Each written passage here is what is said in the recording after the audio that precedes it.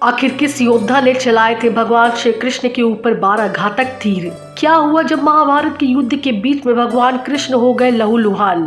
कहा जाता है कि महाभारत के युद्ध में भगवान श्री कृष्ण ने अर्जुन और दुर्योधन को 2 विकल्प दिए थे। एक, या तो भगवान श्री कृष्ण जो कि निहत्थे होंगे उनको चुने, या फिर भगवान श्री कृष्ण की नारायणी सेना को चुने जो कभी भी हारी नहीं थी। तब दुर्योधन ने नारायणी सेना को चुना और अर्जुन ने स्वयं भगवान श्री कृष्ण को। अब ऐसे में ये सवाल उठता है कि भगवान तो निहत्थे लड़ने वाले थे, तो फिर आखिर वो कौन योद्धा था जिसने भगवान श्री कृष्ण पर 12 तीर चलाए थे, यानी 12 घातक बाण छोड़े थे?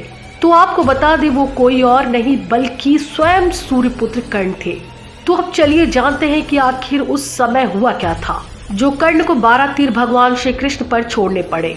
ये बात थी युद्ध के 17वें दिन की, जब कर्ण और अर्जुन आमने सामने थे। दोनों के बीच बहुत ही बड़ा भयंकर युद्ध हो रहा था। दोनों ही योद्धा एक दूसरे पर कई सारी असीम शक्तियों का प्रयोग कर रहे थे और कई घातक बाण चला रहे थे। कर्ण की रणनीति थी कि वो अर्जुन को खत्म करना चाहते थे और अर्जुन ये चाहते थे कि वो कर्ण का पूरी तरह से खात्मा कर दे, क्योंकि दोनों में बचपन से ही प्रतिस्पर्धा थी। दोनों ही एक दूसरे को सर्वश्रेष्ठ धनुर्धर मानते थे। फिर वो समय भी नजदीक आ गया जब कर्ण ने अर्जुन को हराने के लिए सर्प बाण चलाने का निर्णय लिया। इस बाण को कर्ण ने कई वर्षों से अर्जुन पर प्रहार करने के लिए रखा हुआ था।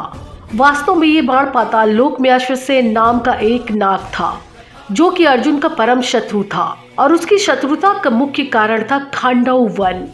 जी हाँ, खांडव वन में अर्जुन ने उसके पूरे घर को उजाड़ दिया था और वहां पर रहने वाले सभी सर्पों को वहां से हटा दिया था। और तभी से अश्वसेन अर्जुन को मारने के लिए मौके का तलाश ढूंढ रहा था। वैसे तो कई सारे धार्मिक सीरियल्स महाभारत में आपने देखा होगा कि वो कहते हैं कि उन्हें तक्षक नाग मारना चाहता था। महाभारत के विभिन्न ग्रंथों में उन्हें अलग अलग नाम से भी दर्शाया गया है। कोई अश्वसेन कहता है तो कोई तक्षक नाग। देखा जाए तो मुख्य युद्ध के तौर पर अश्वसेन ने पहले से ही कर्ण के बाण को चुन लिया था, क्योंकि वो जानते थे कि सिर्फ कर्ण ही अर्जुन को मार सकते हैं। कर्ण को सर्प बाण का प्रयोग करते देख अश्वसेन खुद उनके बाण पर जाकर विराजमान हो गए। जैसे ही कर्ण ने अर्जुन पर तीर का निशाना चलाया तो अर्जुन बाण का रूप धारण किए नाग को पहचान नहीं पाए, जबकि अर्जुन का रथ चला रहे उनके सारथी भगवान श्री कृष्ण ने अश्वसेन को तत्काल ही पहचान लिया। तब अर्जुन के प्राणों की रक्षा के लिए भगवान श्री कृष्ण ने अपने पैरों से रथ को भूमि पर दबा दिया, जिससे रथ का पहिया जमीन में धंस गया, जिसके कारण घोड़े जमीन पर बैठ गए और तीर अर्जुन के गले के बजाय उसके मुकुट को छिटक कर धरती पर जा गिरा। और इस तरह भगवान श्री कृष्ण ने अर्जुन को बचा लिया। अर्जुन और भगवान श्री कृष्ण रथ में धंसे पहिए निकालने के लिए नीचे उतरे। तभी मौका पाकर कर्ण ने अर्जुन पर वार करना शुरू कर दिया और तभी अर्जुन की ढाल कोई और नहीं बल्कि स्वयं भगवान श्री कृष्ण बने।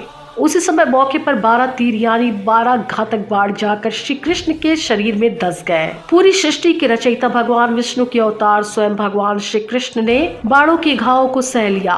तब भगवान श्री कृष्ण ने अर्जुन को अश्वसेन के बारे में बताया।